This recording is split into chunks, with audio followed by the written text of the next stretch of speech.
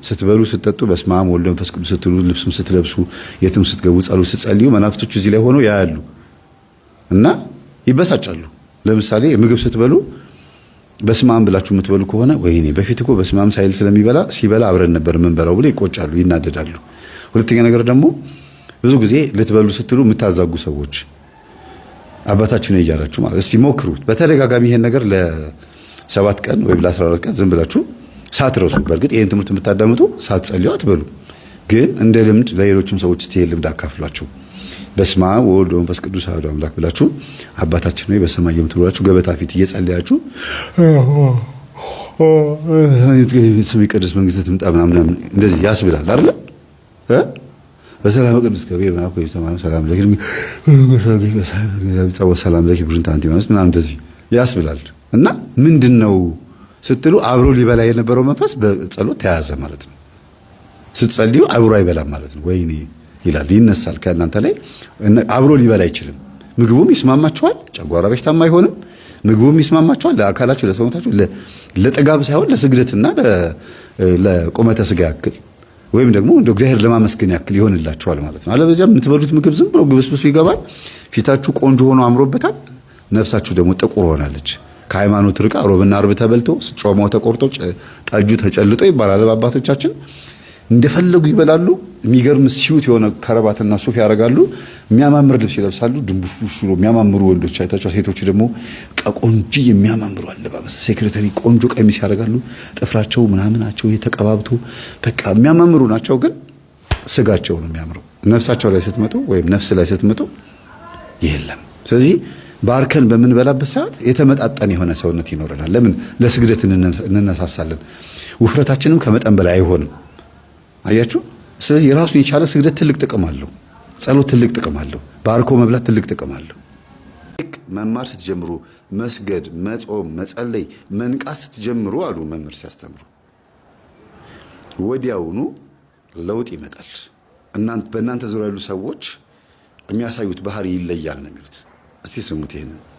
መጸለይ ስትጀምር ከቤት ይጀምራል። መንበርከክ ስትጀምር ከቤት ይጀምራል። ልክ መስገድ ስትጀምሩ መንፈሳችን ይለወጣል። እግዚአብሔር ስሙ የተመሰገነ ይሁን። መስገድ ስትጀምሩ የቀድሞ አመለኞች ጓደኞቻችሁ ከእናንተ ይርቃሉ። መስገድ ስትጀምሩ ማንም ሳያስኮርፋቸው አኩርፈው ይሸሻሉ። አያችሁ? አሁን መንፈሳችን ይለያል። የዚህ ጊዜ እናንተ በማስተዋል ላይ ናችሁ ያላችሁት። ሰው የመሆንን እድል ከሰማይ ለማግኘት አቤቱ ሰው አርገኝ፣ ሰው እንድሆን እርዳኝ፣ ሰው እንድሆን እንደ ሰው እንዳስብ አግዘኝ ስንል መንፈሳችን ይለወጣል። የሰውነት ሰውነትን የሚገነባው መንፈስና ነፍሳችን ኃይል ስታገኝ ግርማ ሞገሳችን ይለወጣል። ሞገስ የሚለው ቃል የዛን ጊዜ በፊታችሁ ላይ ብርሃናዊ ነጸብራቅ ያርፋል። አኩራፊዎች አይደላችሁም፣ ብሩዎች ናችሁ። ፊት አጨማዳጆች አይደላችሁም፣ ቀናዎች ናችሁ። ፊተ በራዎች ናችሁ። ለምን? ከእግዚአብሔር መንፈስን እንለምናለና ሞገሳችን እንዲሆን 4 ነገሮችን ይሰራል መንፈስ ቅዱስ። ዋና ዋናዎቹ፣ አንደኛ ሕሊናችንና አእምሯችንን ወደ ሰማይ ይለውጣል። ሁለተኛ የነካነውንና ያየነውን ሁሉ እግዚአብሔር አምላክ በመንፈሱ በኩል ይባርካል። ሶስተኛ ከኛ የሚወለዱት ልጆች መለኮታዊ ኃይል ኖሯቸው ወደ ክፉ እንሄዳለን ቢሉ እንኳ አይሄዱም። ቢሄዱ እንኳ ቶሎ ይመለሳሉ። ለምን? የቤተሰቡ ውርስ የቤተሰቡ ስጦታ ማ ስለሆነ? ቅዱስ መንፈስ ስለሆነ። በአምልኮት የገነባችሁት አካል በሕይወት የሚገለጠው ላይ ትልቅ ትርጉም ያለው የሕይወት በረከት ይዘው ይወለዳሉ። ግን ክፉ መንፈስ ከሆነስ ያለቅሳሉ፣ ይጨነቃሉ፣ ግራ ይገባቸዋል፣ ይማራሉ፣ መልሰው ይደነቁራሉ። የተማሩትን ያህል አታገኙትም፣ ያወቁትን ያህል አትረዷቸውም፣ እነሱም አይረዷችሁም። መንፈሳችን ተለየ ማለት ነው። አያችሁ? የሰው ልጅ የቆመው በሦስቱ መለኮታዊ ምስጢር ውስጥ ነው። በመንፈሱ፣ በነፍሳችን፣ በስጋችን።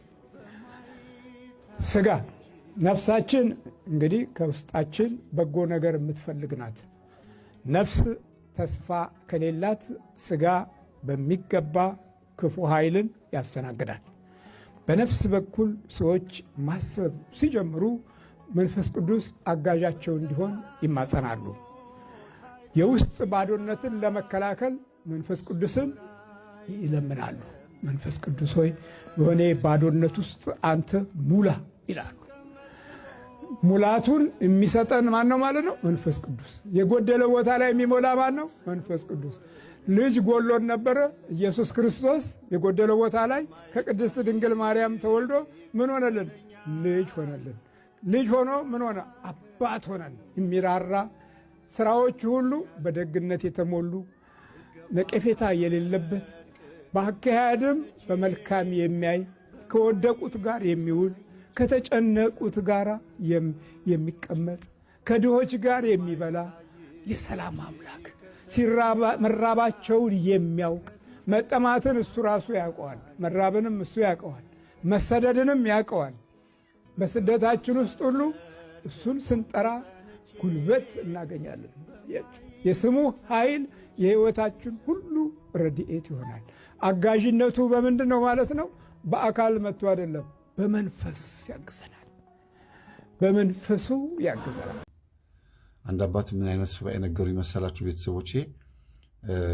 ማታ 12 ሰዓት ከመሆኑ በፊት ምግብ ይበላል አሉኝ። እንግዲህ ይሄ አፋጣኝ ሱባኤ ነው። የአንድ ቀን ሱባኤ ይባላል። በጣም ቶሎ መልስ ለማግኘት ወይም ደግሞ በወር 2 ጊዜ የሚያዝ ሱባኤ ነው። በጣም ትንሽ ስለሚያደክም ማለት ነው። አንዳንድ ጎበዝ የሆኑ ሰዎች በሳምንት ሱባኤውን ይገቡታል። አንዳንዶቹ ደግሞ በ10 ቀን ሱባኤ ይገቡታል። ባዘቦት ቀን ማለት ነው። የአንድ ቀን ሱባኤ ነው። ግን ከስራ እንደመጡ ወይም ደግሞ ከዋሉበት እንደመጡ 12 ሰዓት ሳይሆን ምግብ ይበላል። ወይም 9 ሰዓት አካባቢ ላይ ምግብ ይበላና ልክ 12 ሰዓት ሲሆን ለጸሎት ይቆማል። በምቹ ሁኔታ ላይ ቤት ውስጥ ማለት ነው። ወይም በሚመች ቦታ እዛው በጸበልም በቤተ ክርስቲያንም በሱባኤ ቦታም ሊሆን ይችላል። ለጸሎት ከተቆመ በኋላ ወዲያ ወዲህ የለም፣ እጥፍ ጎንበስ የለም። ጸሎት ጸልዮ ሲጨርሱ መስገድ ነው። ሰግደው ሲጨርሱ መጸለይ ነው። ሲጨርሱ መስገድ፣ መጸለይ፣ መስገድ፣ መጸለይ፣ መስገድ፣ መጸለይ። ሌሊቱ ይነጋል። ይሄ የ7 ቀንም ሆነ የ3 ቀን ያካክሰዋል። ጊዜ ለሌላቸው ሰዎች አረብ ሀገር ወይም ደግሞ የተለያዩ ቦታ ላሉ ሰዎች ይጠቅማቸዋል ብዬ አስባለሁ። ምናልባት የሚጠቅማቸው አንዳንድ ጊዜ ነው። ያው ከምግብ ጋር በተገናኘ ሁልጊዜ መጾም ለሚከብዳቸው ሰዎች ማለት ነው። ለሱባኤ ጾም ነው የምላችሁ። ባይዘው እሺ፣ የአዋጅ ጾም አይደለም። ለሱባኤ ተብሎ የሚጾመውን ጾም ሱባኤ። በነገራችን ላይ ብዙ አይነት ሱባኤ አለ። ባለፈው እንደነገርኳችሁ እሑድ ማታ እራት ከተበላ በኋላ እንደዚህ ማን ብዬ ነግሬያቸዋለሁ። የኚህ አባት ተሞክሮ ደግሞ በጣም ከአገልግሎታቸው ጋር የሚሄድ ስለነበረ ብዙ ፍሬ አፍርተውበታል እና እስከ ጠዋት 12 ሰዓት ድረስ ይሄ ነገር ይደረጋል። 12 ሰዓት ላይ ገላን ተጣጥቦ ወይም ደግሞ የሰገዱበትን ልብስ ቀይሮ ኖርማል ልብስ ተለብሶ ወደሚካሄድበት ይካሄዳል። የሚካሄድበት ከሌለ ደግሞ ይተኛል ማለት ነው። ግን በእርግጥ የሚተኛ ሰው ከሆነ ለምን እንደዚህ አይነት ሱባኤ ይገባል የሚለውም ያዝ ትችላላችሁ። ምክንያቱም መተኛ ጊዜ ካገኘ ሌሊቱ ሙሉ ሲጸልይና ሲሰግድ ከሚያደር አንድ ጊዜ ሌሊት ተነስቶ ጸልዮ ከዛ ቀን የሚተኛበትን ሰዓት መጸለይ ይችላል ብዬ ስለማስብ ነው። ስለዚህ ጠዋት ተነስቶ ተጣጥቦ ወደሚሄድበት ይሄዳል። ጊዜ ስለሌለው ጊዜ ለሌላቸው ሰዎች ነው። እና ይሄን ነግሬያት ነበር። ልጅቷ ጊዜ ስለሌላት ሱባኤዋን እንደዚህ ነበር የምታደርገው።